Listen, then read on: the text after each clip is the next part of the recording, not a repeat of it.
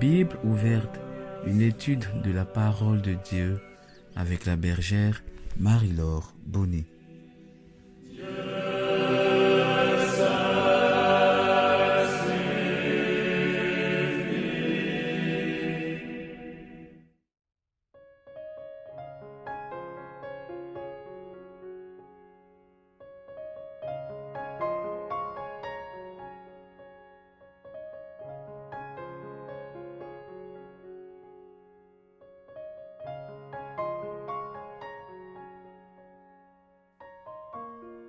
Shalom, chers frères et sœurs en Christ, shalom, chers fils et filles de l'Alliance.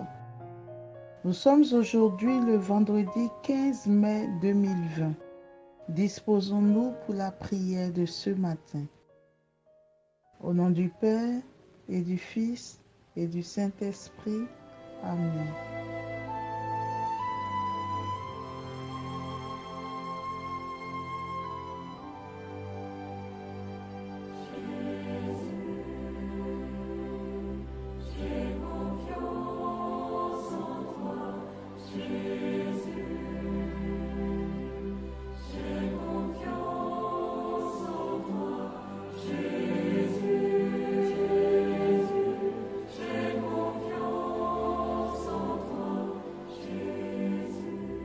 Seigneur, j'ai confiance en toi. Je voudrais ce matin te renouveler toute la confiance que j'ai en toi. Tes voies pour moi parfois sont obscures, incompréhensibles. Mais je voudrais te redire que le chemin sur lequel tu me conduis, le chemin que tu m'invites à emprunter, est sûrement un chemin qui mène à la vie, est sûrement un chemin de paix, de joie profonde et de bonheur. Je voudrais te redire ce matin que Jésus, j'ai confiance en toi. Donne-moi la grâce, Seigneur, de me laisser conduire par toi et de te laisser être Dieu dans ma vie. Merci, Seigneur.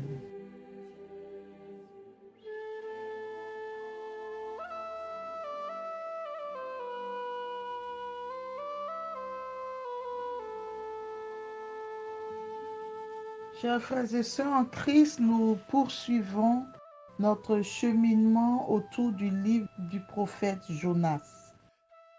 Alors, nous avons commencé à voir le premier épisode de cette première partie, Jonas chapitre 1, verset 2. Lève-toi, va à Ninive, la grande ville païenne, et proclame que sa méchanceté est montée jusqu'à moi. Alors, depuis avant-hier et hier, nous avons vu simplement cette portion, le début du verset 2, lève-toi, va. Aujourd'hui, nous apprenons que là où Jonas doit partir, c'est à Ninive. Le lieu donc de la mission de Jonas, c'est Ninive. Mais ici, dans notre méditation, se pose un problème. La difficulté que nous avons, c'est le lieu de la mission. Parce que depuis l'aube des temps, la plupart, disons que tous les prophètes d'Israël que Dieu envoie, sont envoyés exclusivement en Israël pour dénoncer le péché, pour appeler à la conversion véritable ou pour annoncer le salut et une année de grâce. Donc, tous les prophètes ont été envoyés en Israël. Le prophète est envoyé uniquement en Israël pour menacer et réconforter. Nous avons une petite exception dans le livre des rois avec le prophète Élie. Mais Élie ne s'est pas rendu directement à cet endroit, dans cette ville de Damas, mais par personne interposée et uniquement pour une mission politique. Donc c'est la toute première fois que nous voyons dans la Bible Dieu envoyer un prophète d'Israël dans une terre étrangère pour aller prêcher un message de conversion. Le cas de Jonas semble donc être un cas particulier. De façon générale, quand les peuples païens sont interpellés par Dieu, c'est toujours en rapport avec Israël, pour le mal qu'ils font à Israël et en vue de leur châtiment. Mais jusque-là, le Dieu d'Israël est uniquement le Dieu pour Israël et non pour les autres nations. En plus, où doit aller Jonas pour cette mission? À Ninive. Or, nous savons que Ninive était la capitale du royaume du Nord.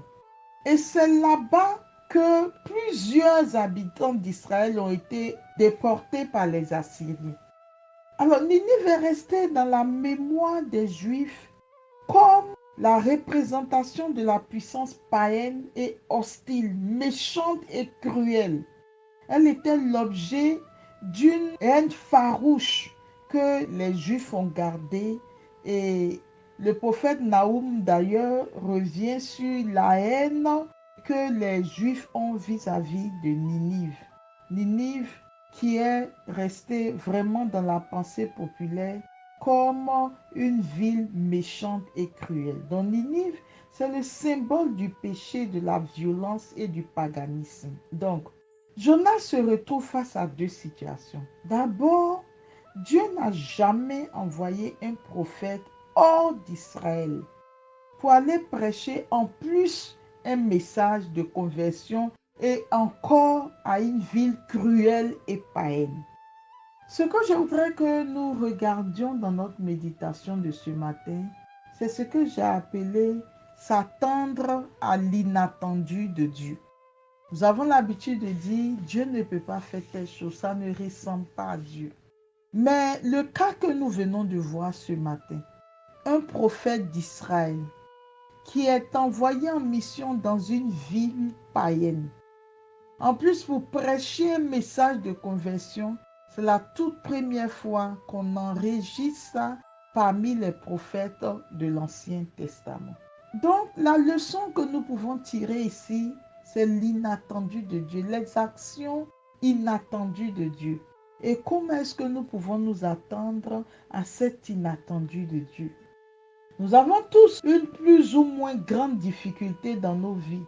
C'est celle d'accueillir l'inattendu, l'imprévu dans les événements, tels que la pandémie que nous vivons. C'était quelque chose d'imprévu dans les événements que nous vivions au quotidien. Et souvent, face à ces imprévus, face à l'inattendu, nous sommes très souvent agacés, contrariés, angoissés. Or, cette attitude d'agacement face à l'événement n'est pas sans conséquence sur notre accueil de Dieu, ni sur notre liberté dans la prière. Pourquoi? Parce que Dieu, c'est toujours l'autre. Dieu, c'est l'infiniment différent de nous. Et Dieu ne peut nous rejoindre que de façon toujours inattendue. Alors la question qu'on peut se poser dans ce genre de cas, c'est est-ce vraiment Dieu que nous cherchons et à lui seul que nous voulons rendre un culte, ou bien c'est d'abord nous-mêmes que nous recherchons? Notre préoccupation principale, celle qui nous fait vivre, est-ce que c'est toujours la recherche du visage de Dieu? Or Dieu, personne ne l'a jamais vu, nous dit Saint Jean. Dieu demeure caché. Dieu est caché dans chaque visage. Dieu est caché dans chaque événement, dans chaque parole ou dans chaque lecture. Et c'est dans ces événements imprévus qu'il nous faut le chercher et l'attendre, en sachant que toujours Dieu nous surprend, nous déstabilise, nous déroute. Et c'est exactement ce qu'a vécu le prophète Habakkuk que nous avons étudié. Habakkuk crie vers Dieu, mais quand Dieu répond, Habakkuk est dérouté. Il ne comprend pas, que Dieu puisse mettre du temps pour répondre. Et finalement, quand Dieu répond, ce que Dieu dit est plus grave même que ce qui se passe actuellement. D'accord? Donc, c'est inattendu de Dieu, quelque chose à laquelle on ne s'attend pas. On ne comprend pas pourquoi Dieu permet telle ou telle situation. C'est justement de ça qu'il s'agit dans cette mission de Jonas. Aucun prophète n'a jamais été envoyé jusque-là par Dieu dans un pays païen, étranger, en plus pour aller annoncer un message de conversion. Donc Jonas ne comprend pas. Mes chers frères et sœurs, si Dieu était la conséquence de nos prévisions, de nos projets, si Dieu était l'aboutissement logique de nos recherches, ce ne serait plus Dieu que nous rencontrerions, mais une idole que chacun d'entre nous se serait fabriqué. Dieu, c'est l'insaisissable, c'est le toujours surprenant. Nous devons nous attendre à ce qu'il bouleverse nos plans, nos prévisions, nos décisions, et pour mieux accueillir Dieu dans notre vie. Parce que certains ont dit, je veux connaître Dieu, je veux rentrer dans l'intimité de Dieu, je veux vivre de communion avec Dieu. Alors pour mieux l'accueillir dans nos vies, nous devons développer notre liberté et notre disponibilité, notre accueil de l'inédit, notre ouverture à l'inattendu. Quand nous voulons Dieu, nous devons nous attendre à tout. Parce que Dieu nous surprendra toujours par rapport aux événements de nos vies. Dieu se présente toujours dans l'inattendu et jamais dans le figé de la routine. Sinon, pour nous en sortir, Dieu est l'inédit, l'imprévisible, qui met fin à une longue attente, comme pour Anne ou Sarah qui était stérile, ou qui nous donne à peine le temps d'envisager ce qui nous arrive, comme pour Marie, fiancée à Joseph.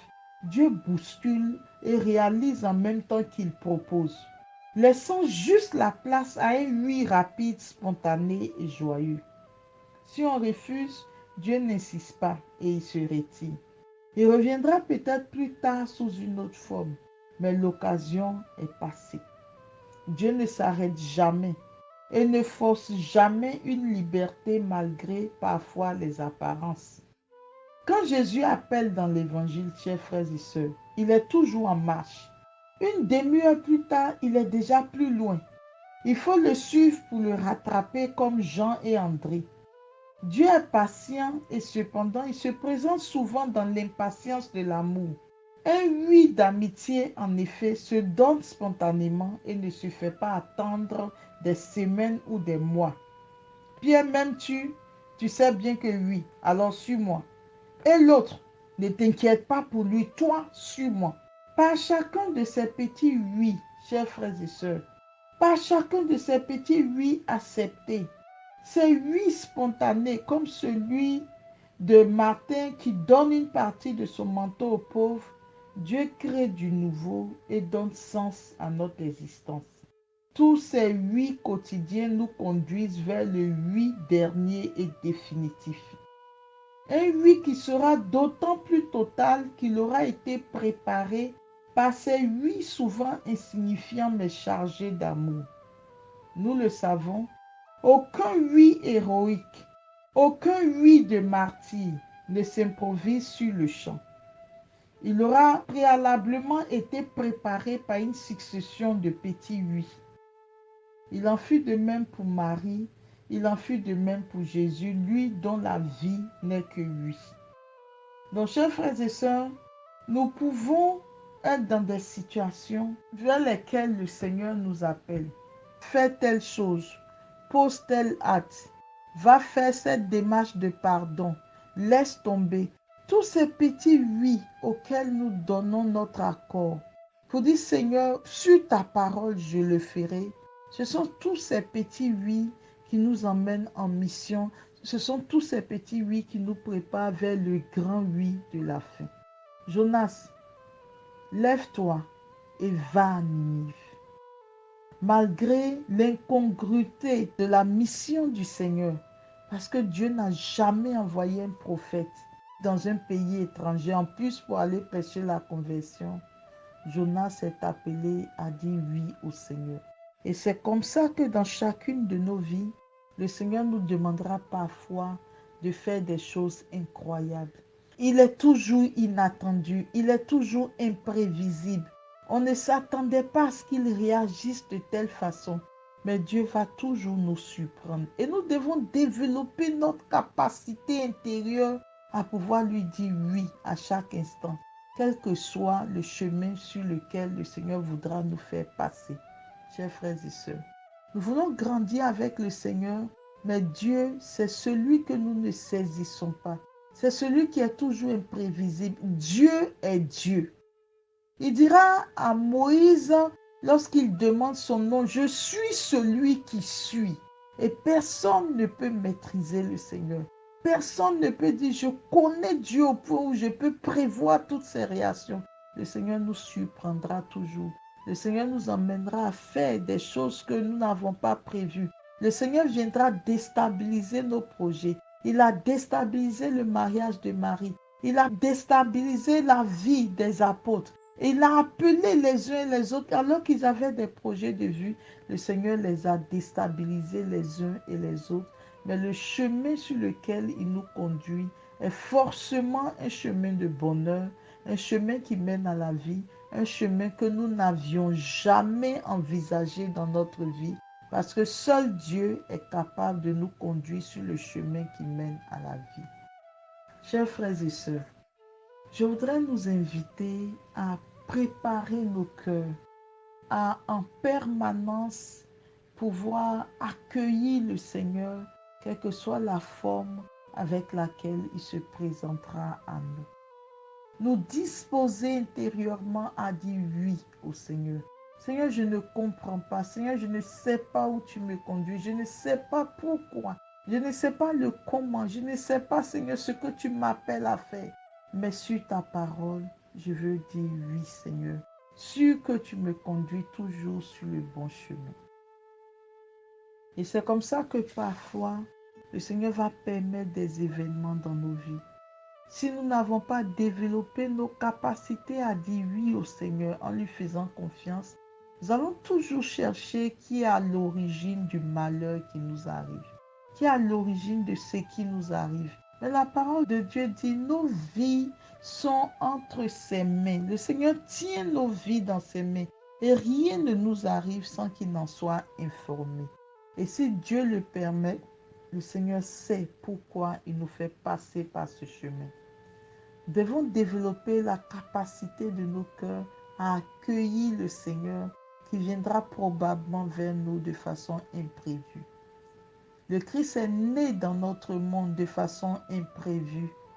On ne s'attendait pas à ce qu'il prenne ce chemin pour entrer dans notre monde. On s'attendait à un grand roi, mais il va emprunter le chemin de la petitesse, surprenant tout le monde, au point où lorsqu'il est présenté au temple, en dehors du vieillard Simeon et de la prophétesse Anne, personne ne reconnaît en lui le Messie tant attendu. Il va nous surprendre en quittant ce monde, en choisissant le chemin le plus vil, le chemin de l'humiliation, de l'abaissement. On s'attendait à un Dieu grandiose, on s'attendait à l'Éternel des armées, mais nous nous sommes retrouvés face à l'Éternel désarmé. Désarmé sur le bois de la croix, mais c'est pas cette voie de la petitesse, de l'humiliation, de la pauvreté, que le Seigneur nous a introduit dans cette vie de victoire, dans la vie de la résurrection. Chers frères et sœurs, Dieu nous surprendra et nous devons nous attendre à le recevoir. Nous devons développer au plus profond de nos cœurs la capacité à pouvoir lui dire oui, même quand nous ne comprenons pas les chemins par lesquels le Seigneur nous fait passer. Que Dieu nous aide sur ce chemin. Que dans ce cheminement que nous faisons avec lui, demandons-lui la grâce de nous aider à pouvoir attendre l'inattendu et à pouvoir lui dire oui lorsqu'il se présentera à nous. Même lorsque nous ne comprenons pas, que nous puissions lui faire suffisamment confiance pour nous abandonner entre ses mains, sûr que le Seigneur nous conduit à bon port.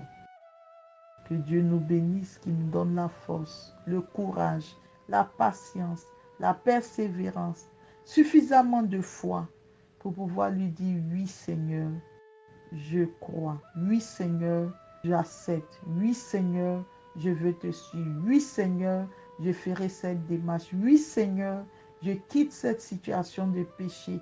Oui Seigneur, je quitte dans ces compromissions. Oui Seigneur, j'abandonne, je romps avec telle habitude.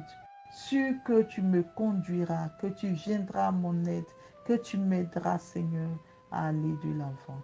Que Dieu nous bénisse et nous garde.